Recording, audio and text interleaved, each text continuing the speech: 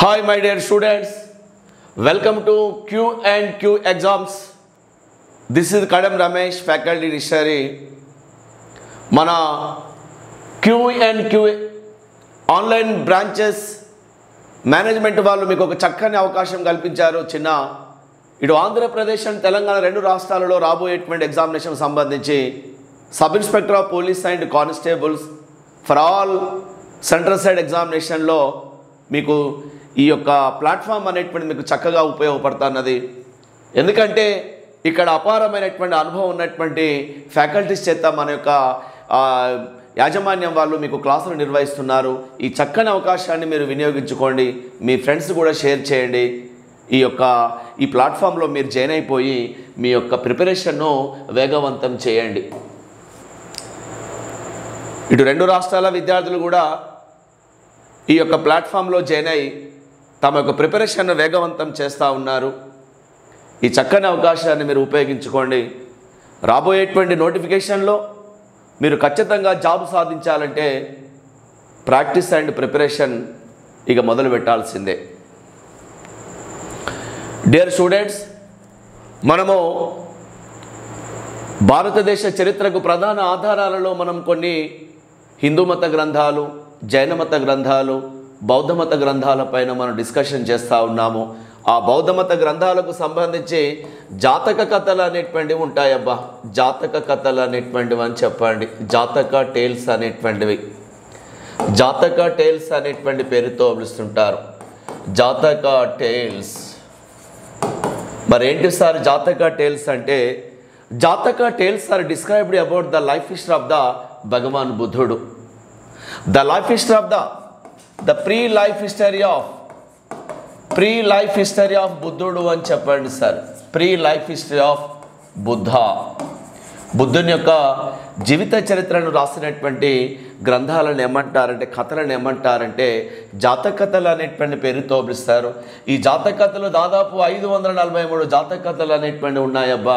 జాతక కథలు ప్రధానంగా మనకు ఎక్కడ గోచరిస్తాయంటే అజంతా గుహలో కనిపిస్తూ ఉంటాయన్న సంగతిని చెప్పండి. అజంతా కేవ్స్ అనేటువంటివి అని చెప్పండి.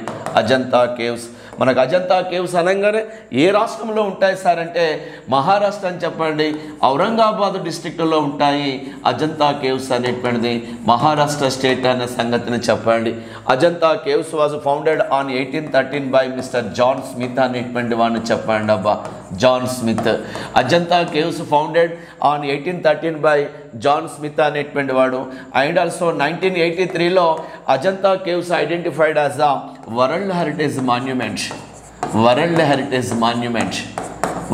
హెరిటేజ్ మాన్యుమెంట్ బై యునెస్కో అని చెప్పండి. Monument, world heritage monument by UNESCO అని చెప్పండి.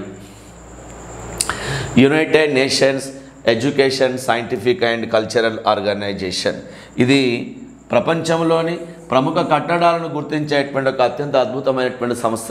మన ప్రాచీన కళాఖండాలను భద్రపరిచి నేటి తరాల వాళ్ళకు అందించేటువంటి బాధ్యత యునెస్కో యుఎన్ఓలో ఒక బ్రాంచ్ అన్న సంగతిని గమనించండి మిత్రమా. ఈ జాతక టేల్స్ అనేటువంటివి కూడా మన భారతదేశంలో బౌద్ధమత ప్రాశస్త్యాన్ని గురించి వెదజల్లుతూ ఉన్నాయన్న చెప్పండి.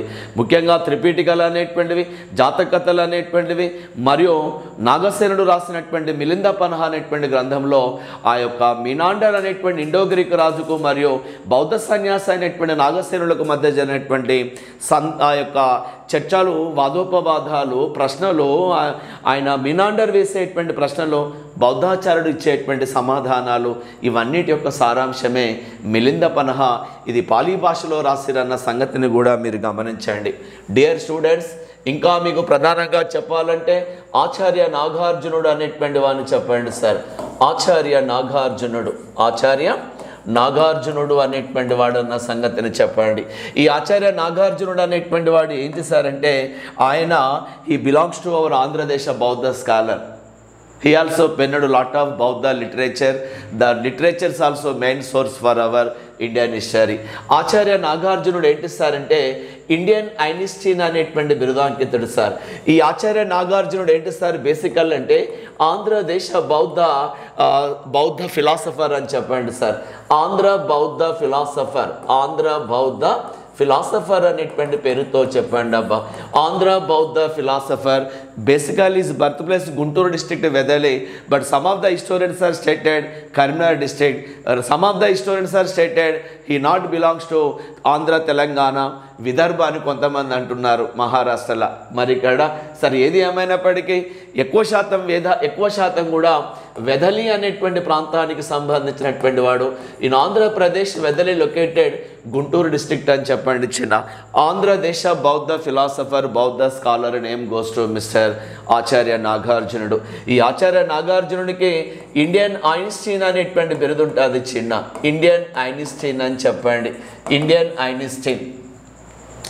ఆచార్య నాగార్జునులకు ఉన్నటువంటి ప్రముఖ బిరుదులు ఏంటి సార్ అంటే ఇండియన్ ఐన్స్టీన్ అనేటువంటి పేరుతో పిలుస్తుంటారు. రెండవది ఏంటి సార్ అంటే ఇండియన్ మార్టిన్ లూథర్ కింగ్ అనేటువంటి పేరుతో కూడా చెప్పండి అబ్బా. Indian Martin Luther king. My dear students, Indian Martin Luther king అనేటువంటి పేరుతో పిలుస్తారు. Martin Luther king. Indian Einstein కావచ్చు, ఇండియన్ మార్టిన్ లూథర్ కింగ్ అనేటువంటిది కావచ్చు బిడ్డ. ఆంధ్రదేశ బౌద్ధ సారస్వత అరిస్టాటిల్. ఆంధ్రదేశ బౌద్ధ సారస్వత, బౌద్ధ సారస్వత, బౌద్ధ సారస్వత అరిస్టాటిల్ అనేటువంటి వాడన్న సంగతిని చెప్పండి సార్. ఆంధ్రదేశ బౌద్ధ సారస్వత Aristotle also name goes to mister Acharya నాగార్జునుడు. ఇంకా ఇతన్ని ఏమంటారంటే ప్రాఫిట్ ఆఫ్ మహాయాన బుద్ధిజం అని కూడా పిలుస్తారు sir. Profit of Mahayana Buddhism. Mahayana బౌద్ధ మతానికి ఒక ప్రవక్త లాంటి వాడని చెప్తా ఉంటారు. ఈ బౌద్ధ మతంలో హీనయానం, మహాయానం అనే రెండు శాఖలు ఉంటాయి మిత్రమా.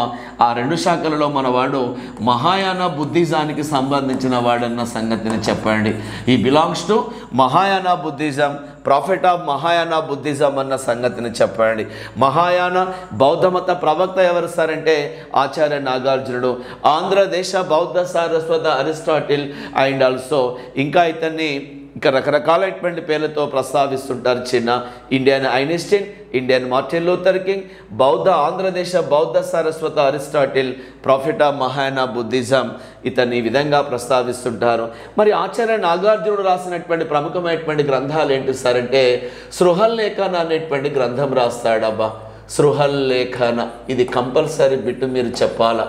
సృహల్లేఖన మిత్రునికో లేఖలు అని చెప్పి ఈయన ఉత్తరాలను ఎవరికి రాస్తాడంటే యజ్ఞశ్రీ శాతకర్ణి అనేటువంటి రాజుకు రాస్తాడు సార్. యజ్ఞశ్రీ శాతకర్ణి, యజ్ఞశ్రీ శాతకర్ణి. ఓకేనా. అసలు మన ఆచార్య నాగార్జునుడు ఎవరి ఆస్థాన పండితుడు అంటే శాతవాహన చక్రవర్తి అయినటువంటి 27వ రాజు అయినటువంటి యజ్ఞశ్రీ శాతకర్ణి యొక్క ఆస్థాన పండితుడు మన ఆచార్య నాగార్జునుడు అనేటువంటి వాడు. ఆ ఆచార్య నాగార్జునుడు యజ్ఞశ్రీ శాతకర్ణికి రాసినటువంటి కావ్యమే సృహల్లేఖన. అంటే మంచి పరిపాలన కోసమై మిత్రునికో లేఖలు అని చెప్తూ రాసినటువంటి పుస్తకమే సృహల్లేఖన. సృహల్లేఖన అనేటువంటిది అని చెప్పండి. లలిత విస్తారం అనేటువంటి పేరుతో పిలుస్తారు సార్. లలిత విస్తారం అని చెప్పండి. లలిత విస్తారం అనేటువంటిది ఆచార్య నాగార్జునుడు రాసినటువంటి మరొక పుస్తకం ఏంటంటే లలిత విస్తారం అనేటువంటి పేరుతో పిలుస్తారు. ఈ లలిత విస్తారాన్ని ఏమంటారు సార్ అంటే బైబుల్ ఆఫ్ మహాయాన బుద్ధిజం అనే పేరుతో పిలుస్తారు sir. Bible of Mahayana Buddhism అని చెప్పండి. మహాయాన బుద్ధిజం అనే పేరుతో పిలుస్తారు. మహాయాన బౌద్ధ మతానికి బైబిల్ వలె ఉన్నటువంటి ప్రముఖమైనటువంటి పుస్తకం ఏంటి సార్ అంటే లలిత విస్తారం అనేటువంటి పేరుతో పిలుస్తారు సార్. సృహల్లేఖన, లలిత విస్తారం, ప్రజ్ఞాపారమితం అనేటువంటి పేరుతో చెప్పండి. ప్రజ్ఞాపారమితం, ప్రజ్ఞాపారమితం అనేటువంటి పేరుతో పిలుస్తారు. అంటే ఏంటి సార్ అంటే విజ్ఞానానికి అవధులు లేనటువంటి పుస్తకం అంటారు sir. The encyclopedia of knowledge అని చెప్పండి. విజ్ఞానానికి అవధులు లేని పుస్తకం అని దేన్ని అంటారు సార్ అంటే ప్రజ్ఞాపారమితం. సృహల్లేఖన, లలిత విస్తారం, ప్రజ్ఞాపారమితం, రసరత్నాకరం అనేటువంటి పేరుతో కూడా రాసిండు సార్. రసరత్నాకరం, రసరత్నాకరం అనేటువంటి బుక్ రాసిండు సార్.